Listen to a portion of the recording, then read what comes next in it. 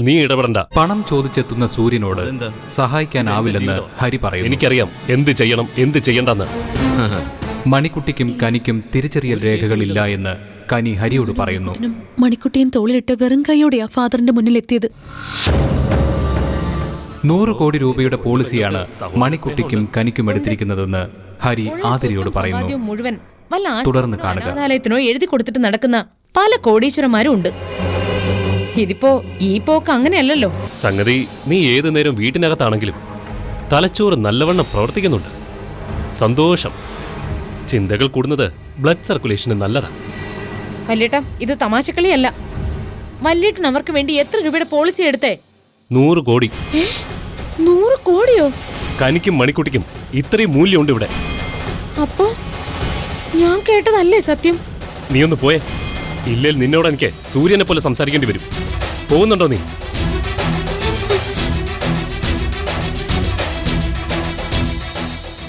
കോടിയേക്കാൾ അലട്ടുന്ന എന്തോ ഒരു പ്രശ്നം ഇവിടെ ഉണ്ട്. കണ്ടുപിടിക്കാം.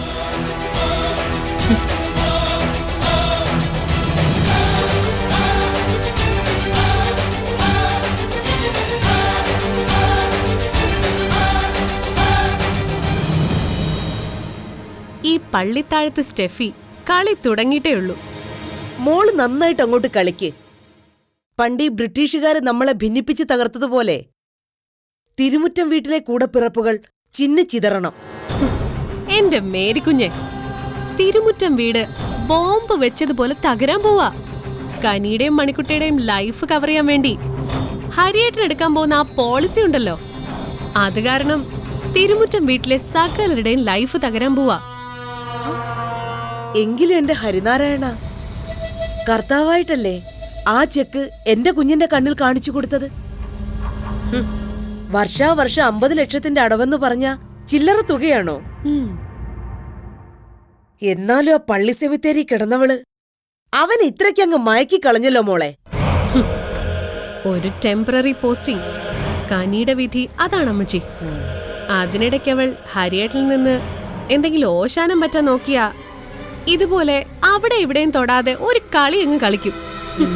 സൂര്യേട്ടനാള് പുലിയല്ലേ അമ്മച്ചി? അയാള് 25 ലക്ഷത്തിന്റെ പേരിൽ ഇന്നോ നാളെയോ ജയിലിൽ പോകാൻ നിൽക്കുക. ആ കാശ് ചോദിച്ചതിന്റെ പേരിൽ തന്നെ സൂര്യേട്ടനും ഹരിയേട്ടനും തമ്മി തെറ്റിട്ടുണ്ട്. അപ്പോ സന്ദർഭം നോക്കി തന്നെ എന്റെ മോള് കളിച്ചത്. സൂര്യേട്ടനും ആതിര ചേച്ചിയും ഒക്കെ ഹരിയേട്ടനെ ഉന്നം വെക്കുന്നത് എന്തിനാണെന്ന് എനിക്ക് നന്നായിട്ട് അറിയാം. കൂടപ്പിറപ്പെന്ന അവകാശം പറഞ്ഞ് ഹരിയേട്ടിൽ നിന്ന് അവർക്ക് എന്തെങ്കിലുമൊക്കെ ആദായം പറ്റണം. തിരുമുറ്റത്ത് വീട്ടിൽ ഇന്ന് കനിയുടെ സ്ഥാനത്ത് ഞാനായിരുന്നെങ്കിൽ അവർക്കിങ്ങനെ ടെൻഷൻ അടിക്കേണ്ടി വരില്ലായിരുന്നു. ഹരിയേട്ടൻ എന്നെ ഒഴിവാക്കിയതിലുള്ള സങ്കടം രണ്ടാക്കുണ്ട്.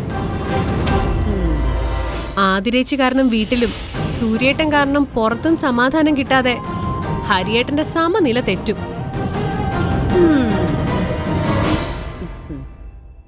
എന്റെ പൊന്നുമോള് കാരണം ഈ പള്ളിത്താഴത്തെ വീട്ടിലെ സമാധാനം ആകെ പോയിട്ടുണ്ട്. നിങ്ങൾ എന്റെ മോളോട് തട്ടിക്കയറാൻ നോക്കല്ലേ. അവരവരുടെ കാര്യം നോക്കിയാ മതി. നാണമില്ലേടി നിനക്ക്? നീയാണോ ഒരമ്മ? എടി, പെണ്ണുങ്ങളായി ഭൂമിയുടെ നാശം. അതുകൊണ്ടാ അവളെ വിശുദ്ധിയാക്കാൻ വേണ്ടി കർത്താവ് അവളുടെ ഉദരത്തിൽ ഗർഭപാത്രം വെച്ചു കൊടുത്തത്. സ്നേഹവും ത്യാഗവും സഹനവും ഒക്കെ അതിൽ നിന്ന് അവൾ പഠിച്ചത്.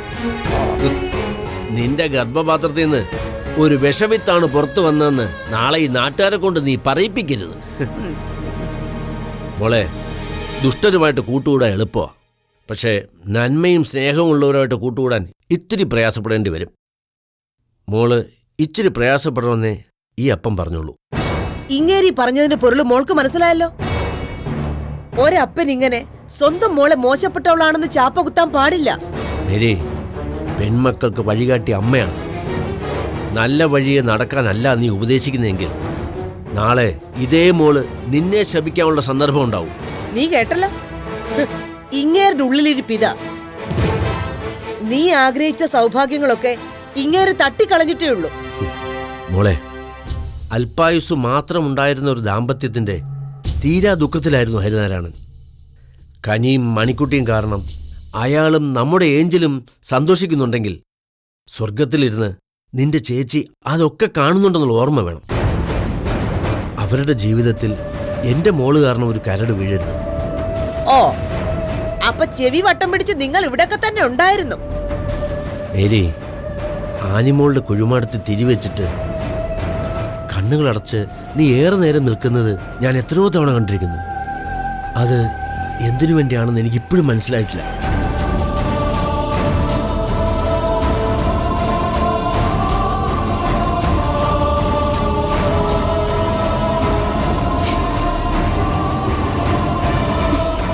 അമ്മച്ചി, അമ്മച്ചി അപ്പം പറഞ്ഞൊന്നും കാര്യാക്കണ്ട. ആനി ചേച്ചിക്ക് വേണ്ടി അമ്മച്ചി കണ്ണീരൊഴുക്കുന്നത് എനിക്കല്ലേ അറിയൂ. എന്റെ മേരിക്കുഞ്ഞെ, എന്താ ഇതൊക്കെ? മേരിക്കുഞ്ഞിന്റെ ഒറ്റ സപ്പോർട്ടിലാ ഈ സ്റ്റെഫി ഇങ്ങനെ നിക്കുന്നേ. ദേ, മേരിക്കുഞ്ഞിങ്ങനെ ഡെസ്പായ കാര്യങ്ങൾ മൊത്തം പൊളിയുവേ. ശരി, ഇനി തിരുമുറ്റത്ത് ആ ചെക്ക് ബോംബ് പൊട്ടിയിട്ടേ മേരിക്കുഞ്ഞിനോട് ഞാൻ ഈ കാര്യം സംസാരിക്കൂ. വാ, ഉറങ്ങണ്ടേ? വാ.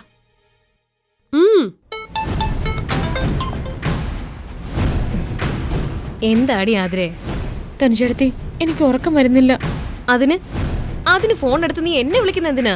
തനുചേട്ടത്തി, സൂര്യേട്ടൻ എവിടെ? പൈസയ്ക്ക് വേണ്ടി ആരാണ്ടൊക്കെ കാണാൻ പോയേക്കുവാ. നീ സൂര്യേട്ടന്റെ നമ്പറിലേക്ക് വിളിക്ക്, ഞാൻ വയ്ക്കൂ. തനുചേട്ടത്തി വയ്ക്കല്ലേ, എനിക്കൊരു സമാധാനവും കിട്ടുന്നില്ല. നിനക്കിപ്പോ എന്താ വേണ്ടത്? സംഭവം കള്ളമാണോ സത്യമാണോ എന്ന് എനിക്ക് അറിയണം. എന്ത്? പോളിസിയെ കോടിപതി എന്നറിയുമ്പോ അവളുടെ മുഖത്തൊരു സന്തോഷവും ചിരിയും ഒക്കെ കാണേണ്ടതല്ലേ? കാണണം. എന്താ അതില്ലേ? ഇല്ല. അവളുടെ ആ ലോഹയിട്ട ഫാദർ ചത്തുപോയതുപോലെ ഇവിടെ നിൽക്കുന്നെ. എന്റെ തനുജെടുത്തി അവളിപ്പോ ആകെ സൈലന്റ് ആയ മട്ട. മറ്റേത് അങ്ങനെ അല്ലായിരുന്നല്ലോ. മണിക്കുട്ടി കിണിക്കുട്ടി എന്ന് പറഞ്ഞ് തുള്ളിച്ചാടുകയായിരുന്നില്ലേ? അവളെന്തിനാ സൈലന്റ് ആവുന്നത്? അതാ എനിക്കിപ്പോ സംശയം. ഒരു നേരം പോലും അവളുടെ മുഖം തെളിഞ്ഞിട്ടില്ല. വല്യേട്ടനാണെങ്കിൽ ഇപ്പൊ ഇത്തിരി ദേഷ്യവും കൂടിയിട്ടുണ്ട്. അവർക്കിടയിൽ എന്തോ പ്രശ്നങ്ങൾ സംഭവിച്ചതുപോലെ എനിക്ക് തോന്നുന്നേ. എന്ത് പ്രശ്നം?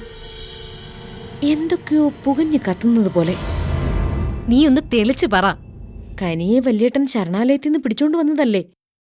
കൂടെ ആ പൊട്ടിപ്പെണ്ണും വന്നു കയറി. മണിക്കുട്ടിയെ ചത്തുപോയ അവളുടെ ചേച്ചിയുടെ മോളെന്നല്ലേ പറഞ്ഞിരിക്കുന്നേ? അതെ. എന്താ ഇപ്പൊ അതല്ലേ സത്യം? അതല്ല സത്യമെന്ന് വല്യേട്ടൻ ചിലപ്പോ കണ്ടെത്തിയിട്ടുണ്ടെങ്കിലോ? നിന്റെ വല്യേട്ടൻ കണ്ടെത്താനോ? അങ്ങേരെ എന്ത് കണ്ടെത്താനാ? മണിക്കുട്ടി കനിയുടെ ചേച്ചിയുടെ മകളല്ല, കനിയുടെ വയറ്റിൽ തന്നെ വളർന്ന കുഞ്ഞാണെന്ന്. 10ഓ 16-മത്തോ വയസ്സില് അവള് വല്ല കൂട്ടമാനഭംഗത്തിനും ഇരയായിട്ടുണ്ടാവും. അങ്ങനെ ജനിക്കുന്ന കുഞ്ഞുങ്ങൾക്കൊക്കെ എന്തെങ്കിലും വൈകല്യങ്ങൾ ഉണ്ടാകുമെന്നല്ലേ ശാസ്ത്രം. മണിക്കുട്ടിക്ക് വൈകല്യങ്ങളല്ലേ ഉള്ളൂ. മണിക്കുട്ടി കനിയുടെ മോള് തന്നെ ആയിരിക്കും. ആ സത്യം വല്യേട്ടൻ എങ്ങനെയോ അറിഞ്ഞിട്ടുണ്ട്. എന്താ നിന്റെ വല്യേട്ടൻ അങ്ങനെ വല്ലതും നിന്നോട് പറഞ്ഞോ? എന്നോട് വല്യേട്ടൻ അങ്ങനെയൊന്നും പറയില്ലല്ലോ. അവർക്കിടയിലുള്ള പ്രശ്നത്തിന് കാരണം എന്താണെന്ന് അറിയണമല്ലോ. നീ പറഞ്ഞതുപോലെ മണിക്കുട്ടി കനിയുടെ മോള് തന്നെ ആയിരിക്കും. അതറിയില്ല. ഒരെത്തും പിടിയും കിട്ടാത്തോണ്ട് ഞാൻ വെറുതെ ഒന്ന് ഊഹിച്ചു നോക്കിയതാ. നീ ഊഹിച്ചതാണോ? ആ, എങ്കിലേ ഞാനൊരു ഊഹം അങ്ങോട്ട് പറയട്ടെ. അവള് കാണിക്കുന്ന ക്ഷീണത്തിനും തളർച്ചയ്ക്കും തെളിച്ചമില്ലായ്മയ്ക്കും ഒക്കെ കാരണം മറ്റൊന്നാ. എന്ത്? അവക്കേ ഗർഭമുണ്ട്. തിരുമുറ്റത്തെ സർവ്വ സ്വത്തുവകകൾക്കും അനന്തരാവകാശിയായി നിന്റെ വല്യേട്ട സമ്മാനിച്ചൊരു കുഞ്ഞെ അവളുടെ വയറ്റിൽ വളരുന്നുണ്ട്. അതിന്റെ അസ്വസ്ഥതകളായിരിക്കും അവൾ അവിടെ കാണിക്കുന്നത്. അല്ല, അവള് ഗർഭിണിയാണെങ്കിൽ മനംപുരട്ടലും ഛർദിലും ഒക്കെ ഉണ്ടാവില്ലേ? അവൾക്ക് അങ്ങനെ ഒരു പ്രശ്നമേ ഇല്ലല്ലോ. ആതിരെ, നീ ഫോൺ വെച്ചേ, എന്നിട്ട് കിടന്ന് ഉറങ്ങാൻ നോക്ക്. 30 കോടിയെന്ന് കേട്ടപ്പോ മുതല് നിന്റെ ഫിലമെന്റ് അടിച്ചു പോയിരിക്കും.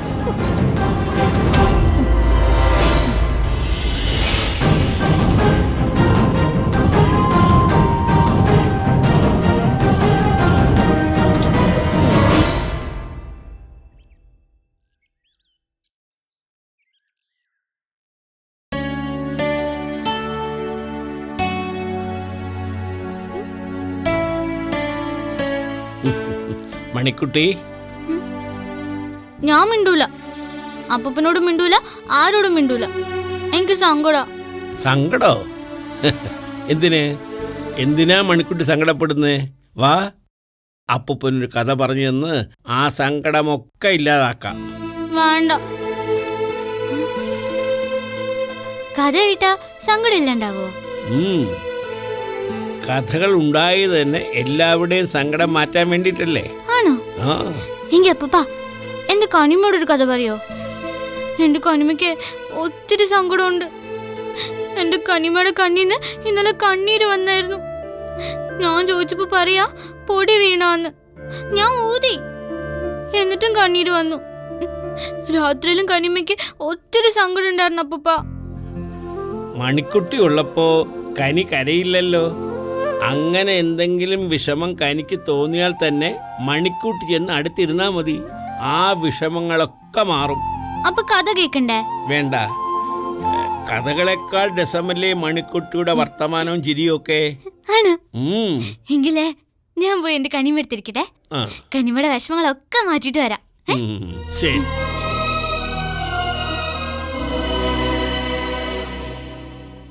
അച്ഛാ, ഞാൻ ഇറങ്ങുന്നു. അരേ, പിള്ളവായിൽ കള്ളമില്ല. മണിക്കുട്ടി പറഞ്ഞത് നീയും കേട്ട് കാണുമല്ലോ. ഇന്നലെ മുതൽ കനിക്കെന്തോ വിഷമം തട്ടിയിട്ടുണ്ട്. ഇന്നലെ അത്താഴം കൊണ്ടുവന്നപ്പോഴും അല്പം മുമ്പ് ചായ കൊണ്ടുവന്നപ്പോഴും ഒക്കെ കനിയുടെ മുഖത്തെ വാട്ടം ഞാൻ ശ്രദ്ധിച്ചിരുന്നു. എന്താ ഹരി, കനിക്കെന്താ പറ്റിയത്? അച്ഛാ, കനിക്കൊന്നും പറ്റിയിട്ടില്ല. ഇന്നലെ വൈകിട്ട് വന്നപ്പോ ഒരു ചെറിയ തലവേദന തോന്നുന്നു പറഞ്ഞിരുന്നു. ചിലപ്പോ അതിന്റെ ആയിരിക്കും. മണിക്കുട്ടി പറഞ്ഞൊന്നും അച്ഛൻ കാര്യാക്കണ്ട. എന്നാ ഞാൻ ഇറങ്ങട്ടെ. ശരി.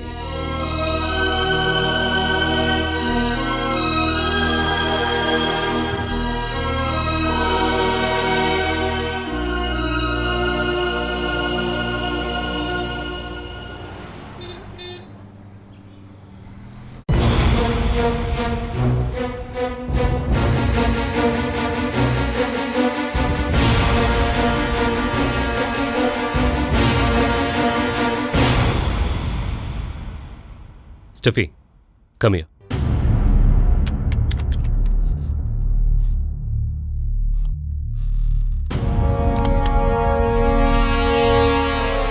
സർ,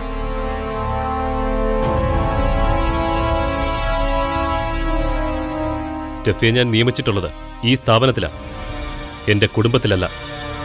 സർ, എനിക്കറിയായിരുന്നു നീ എന്റെ സഹോദരങ്ങളെക്കാൾ വെല്ലുന്നവളാണെന്ന്. പക്ഷേ നീ എന്റെ ആനിയുടെ അനിയത്തിയായിപ്പോയി. ആ ഒരൊറ്റ കാരണത്താലാണ് ഞാൻ നിന്നെ ഉപേക്ഷിക്കാതിരുന്നത്. ഹരിയേട്ട, അവസാനിക്കുക. എല്ലാ ബന്ധങ്ങളും ഈ ഒരൊറ്റ നിമിഷം കൊണ്ട് അവസാനിക്കുക. എനിക്കെതിരെ തിരിയാൻ എന്തെങ്കിലും ഒരു കാരണം കിട്ടാൻ കാത്തിരുന്നവരുടെ മുന്നിലേക്കാ നീ ആ ചെക്കിലെ വിവരങ്ങൾ ചോർത്തി കൊടുത്തത്. എന്തായിരുന്നു നിന്റെ ഉദ്ദേശം? സ്റ്റെഫി, എനിക്ക് മറുപടി കിട്ടണം. എന്തായിരുന്നു നിന്റെ ഉദ്ദേശം? ഹരിയേട്ട, ഞാനങ്ങനൊന്നും കരുതിയിട്ടല്ല. കരുതിക്കൂട്ടി തന്നെയാ നീ അങ്ങനെ ചെയ്തിരിക്കുന്നത്. നിന്റെ വായിന്നല്ലാതെ പിന്നെ അവരെങ്ങനെ അറിഞ്ഞു? കനിക്കും മണിക്കുട്ടിക്കും വേണ്ടി 1 കോടി രൂപയുടെ പോളിസിയാണ് ഞാൻ അടയ്ക്കാൻ പോകുന്നതെന്ന് അവരെങ്ങനെ അറിഞ്ഞു? നിനക്കല്ലാതെ മറ്റാർക്കും ആ വിവരം അറിയില്ലല്ലോ. എന്തിന്? കനിക്കോ മണിക്കുട്ടിക്കോ പോലും ആ വിവരം അറിയില്ല. പറയ് സ്റ്റെഫി, എന്തായിരുന്നു നിന്റെ ഉദ്ദേശം? ഞാനും സൂര്യനും തമ്മിൽ വഴക്കാവുന്നത് നിനക്ക് കാണണമായിരുന്നു. ഞാനും ആതിരയും തമ്മിൽ വഴക്കാവുന്നതും നിനക്ക് കാണണമായിരുന്നു. ഞങ്ങൾ തല്ലിപ്പിരിഞ്ഞ് 2 ധ്രുവങ്ങളിലാവുന്ന നീ കണക്ക് കൂട്ടിയിരുന്നു. അതിന്റെ പേരിൽ തിരുമുറ്റത്ത് വീട്ടിൽ വീൽചെയറിലിരിക്കുന്ന ഒരു മനുഷ്യനുണ്ട്, എന്റെ അച്ഛൻ. അദ്ദേഹത്തിന്റെ നെഞ്ച് പിടയുന്നത് നിനക്ക് കാണണമായിരുന്നു, അല്ലേ? അതായിരുന്നില്ലേ നിന്റെ ഉദ്ദേശം? ഹരിയേട്ട, ഞാൻ അതൊന്നും ഉദ്ദേശിച്ചായിരുന്നില്ല ആ ചെക്കിന്റെ വിവരം പറഞ്ഞത്. അവര് വേറെ ആരുമല്ലല്ലോ, ഹരിയേട്ടന്റെ അനിയനും അനിയത്തിയല്ലേ. അങ്ങനെ ഓർത്തപ്പോ കാര്യങ്ങളൊക്കെ നിനക്ക് എളുപ്പമായി, അല്ലേ? വണ്ടിച്ചക്ക് കൊടുത്തതിന്റെ പേരിൽ സൂര്യൻ കിടന്ന് നെട്ടോട്ടമോടുന്ന സന്ദർഭം പോലും നീ മുതലാക്കി. ഹരിയേട്ട, ഞാനത്ര ദുഷ്ടയൊന്നും അല്ല. നീ നല്ലവളായിരുന്നു, നല്ല മനസ്സുള്ളവളായിരുന്നു, ആനി ജീവിച്ചിരുന്ന കാലം വരെ. അതിനുശേഷം നീ എന്നോട് എങ്ങനെയാണ് പെരുമാറിയിരുന്നതെന്നും നിന്റെ ചിന്തകൾ എന്തായിരുന്നുവെന്നും എനിക്ക് നന്നായിട്ടറിയാം. നിനക്കെന്നോട് വൈരാഗ്യം കാണും, എന്നെ കൊല്ലാനോ വീഴ്ത്താനോ ഉള്ള പകയുണ്ടാവും. പക്ഷേ ഇന്നും നിന്നെ ഞാൻ ആനിയുടെ അനിയത്തിയുടെ സ്ഥാനത്തെ കണ്ടിട്ടുള്ളൂ. എന്റെ ഏഞ്ചൽ മോളുടെ ആന്റിയായിട്ടേ നിന്നെ കണ്ടിട്ടുള്ളൂ. ബന്ധങ്ങളുടെ വില എന്താണെന്ന് നിനക്കറിയില്ല. കൂടപ്പറപ്പുകളുടെ ചോര ഒന്നാണെന്നും നിനക്കറിയില്ല. തിരുമുറ്റം വീടിന്റെ സമാധാനം നശിപ്പിക്കാനാ നീ നോക്കിയത്.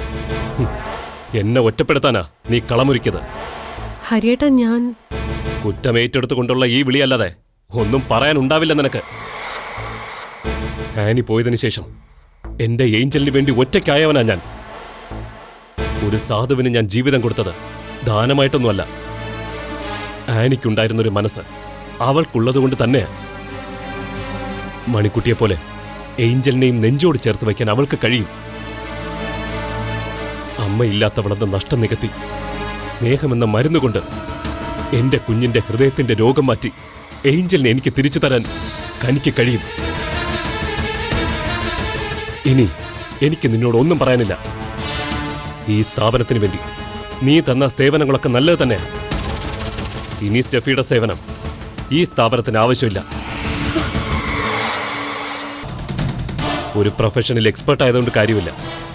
നിലനിൽപ്പിനുള്ള വ്യക്തിത്വമാണ് ഏറ്റവും പ്രധാനം. മാറി ചിന്തിക്കാനും നല്ല വഴിയെ നടക്കാനും പല അവസരങ്ങളും നിനക്കുണ്ടായിരുന്നു.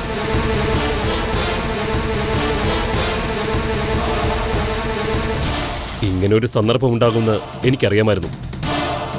അതുകൊണ്ട് മുന്നേ കൂട്ടി തയ്യാറാക്കി വെച്ചതാ ടെർമിനേഷൻ ലെറ്റർ. ഇതൊരിക്കലും നിന്റെ നേരെ നീട്ടാൻ ഇടവരരുതെന്ന് പ്രാർത്ഥനയുണ്ടായിരുന്നു. പക്ഷേ നിനക്ക് നിന്റെ ജോബിനേക്കാൾ വലുത് വേറെ എന്തൊക്കെയാണ്. Come on, take it. Come on.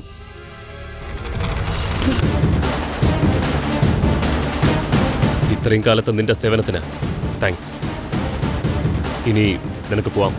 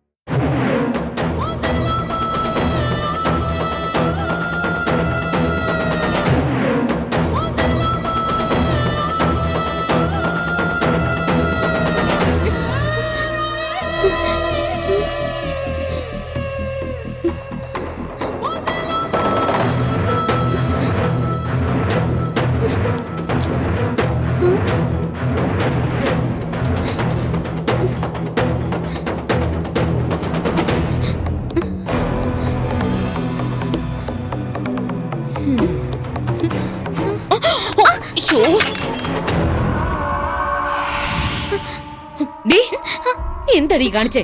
നീ എവിടെ നോക്കിയാടി നടക്കുന്നേ? അതിരണ്ടി ഞാൻ കണ്ടില്ല. നീ ഒന്നും കാണില്ല. ഇവിടുത്തെ കളിപ്പിള്ളയല്ലേ നീ?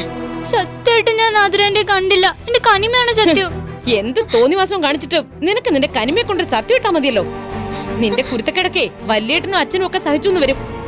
എന്നെ അതിന് കിട്ടില്ല. മര്യാദക്ക് ഈ തറ തുടച്ച് വൃത്തിയാക്കിയിട്ടോണം. നിനക്ക് തറ തുടയ്ക്കാൻ അറിയോന്ന് ഞാനൊന്ന് നോക്കട്ടെ. കണ്ടോ മോളെ, അപ്പനുള്ള കഞ്ഞിയാ. ഇവിടെല്ലാം തട്ടി തറയിലിട്ടു. എന്നിട്ട് ഞാൻ ചോദിച്ചപ്പോ പറയാ കണ്ടില്ലെന്ന്. മണിക്കുട്ടി, ഏഞ്ചല് ഞാൻ കണ്ടില്ല. കാണാതിരിക്കാൻ നിന്റെ കണ്ണിൽ എന്താടി തിമിരം പിടിച്ചോ? മോളെ, ഇവളിത് മനഃപൂർവ്വം ചെയ്തതാ. മോളുടെ അപ്പം കഞ്ഞി കുടിക്കാതിരിക്കാൻ വേണ്ടി ഇവളിത് മനഃപൂർവ്വം തട്ടിയിട്ടതാ. അല്ല അതിരണ്ടി, എന്റെ കണ്ണെ ഞാനിങ്ങനെ തിരുമ്മിയപ്പോഴേ പുക വന്നോണ്ടാ ഞാൻ അതിരണ്ടി കാണാത്ത. ഇനി ഞാൻ തട്ടിയെടുത്തില്ല ആന്റി. അറിയാതെ പറ്റിയല്ലേ ആന്റി. അപ്പൊ പിന്നെ വേറെ കഞ്ഞി കൊണ്ട് കൊടുക്കാം. ആദ്യം ഇവളോട് തൂത്ത് വൃത്തിയാക്കാൻ പറ. ആന്റി തൂത്താ മതി, ഞങ്ങൾ പോയി കളിക്കട്ടെ. സാരമില്ല. അല്ല,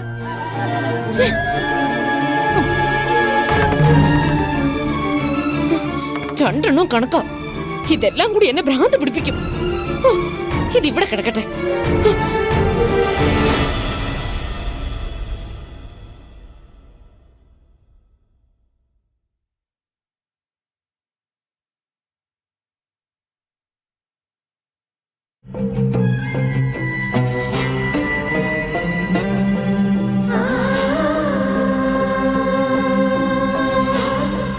കനിമ,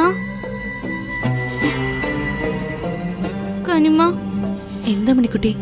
കനിമ ആതിരാൻ്റെ എന്നെ ഒത്തിരി വഴക്ക് പറഞ്ഞു. എന്തിന്? എനിക്ക് ഒത്തിരി സങ്കടമായി കനിമ. ആതിരാന്റി എന്തിനാ മോളെ വഴക്ക് പറഞ്ഞേ?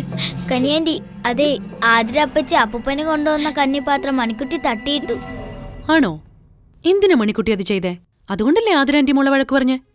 ആതിരാൻ്റെ വരുന്നത് ഞാൻ കണ്ടില്ല കനിമ. എനിക്ക് ഒന്നും കാണാൻ പറ്റിയില്ല. അതുകൊണ്ട് ഞാൻ എന്റെ കണ്ണ് ഒത്തിരി തിരുമ്മി. അയ്യോ, കുട്ടികൾ അങ്ങനെ കണ്ണ് തിരുമ്മിക്കൂടാ. തിരുമിയാലേ കണ്ണിന് കേടാ. ഇനി എന്റെ മണിക്കുട്ടി കണ്ണ് തിരുമരുത് കേട്ടോ. തിരുമു. ഞങ്ങളെ കളിച്ചോണ്ടിരിക്കുമ്പോഴേ ഈ ഏഞ്ചല് എന്റെ കണ്ണിന് പെട്ടെന്നങ്ങ് മാഞ്ഞു പോകും കനിമ. ഒത്തിരി തിരുമ്മി കഴിയുമ്പോ ഏഞ്ചലെ വീണ്ടും വരും. അല്ല ഏഞ്ചലെ? ഞാനെന്താ മണിക്കുട്ടി മായാവിയോ? ഈ മണിക്കുട്ടി ഒരു കാര്യം. കനിമേ, കനിമ എന്താ ചിരിക്കാത്തെ? ഒന്നുമില്ല മണിക്കുട്ടി. അല്ല, എന്തോ ഉണ്ട്. കനിമയുടെ മുഖം ഇപ്പൊ ഇത്ര ഉണ്ട്. എന്തോ കനിമ ചിരിക്കാത്തെ? ഒന്നുമില്ല മണിക്കുട്ടി. ഇനി മണിക്കുട്ടി തമാശ പറയുമ്പോ കനിയമ്മ ചിരിക്കാട്ടോ. കനിമയ്ക്ക് സങ്കടം ഉണ്ടെന്ന് ഞാൻ അപ്പൂപ്പനോട് പറഞ്ഞിട്ടുണ്ട്. അയ്യോ, ആര് പറഞ്ഞു കനിയമ്മയ്ക്ക് സങ്കടം ഉണ്ടെന്ന്? മോൾ എന്തിനാ അപ്പൂപ്പനോട് അങ്ങനെയൊക്കെ പറയാൻ പോയത്? കനിമയുടെ സങ്കടം കണ്ടിട്ട് മണിക്കുട്ടിക്ക് സങ്കടം ആയോണ്ടാ. മണിക്കുട്ടി അടുത്തുണ്ടെങ്കിൽ കനിമയ്ക്ക് ഒരു സങ്കടം ഉണ്ടാവില്ല എന്ന് അപ്പൂപ്പൻ പറഞ്ഞല്ലോ. അപ്പൂപ്പൻ അങ്ങനെ പറഞ്ഞോ മണിക്കുട്ടി? പറഞ്ഞു. മണിക്കുട്ടി ദാ ഇപ്പൊ കനിമയുടെ അടുത്തുണ്ടല്ലോ. പിന്നെന്താ കനിമ ചിരിക്കാത്ത? ഹായ്, കനിമ ചിരിച്ചേ. ഏഞ്ചലെ, എന്റെ കനിമ ചിരിച്ചു. മണിക്കുട്ടിക്ക് ഇപ്പൊ ഒത്തിരി സന്തോഷായി. സന്തോഷായല്ലോ. എന്നാ രണ്ടുപേരും പോയിരുന്ന് കളിക്ക്. വാ ഏഞ്ചലെ.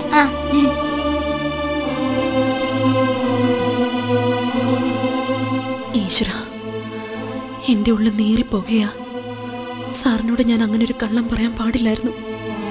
എന്നെ അങ്ങേയറ്റം വിശ്വസിക്കുന്ന മനുഷ്യന് മുന്നിൽ ഈ ഒരു കുറ്റബോധത്തോടെ എത്ര നാളെനിക്ക് പിടിച്ചു നിൽക്കാൻ കഴിയും?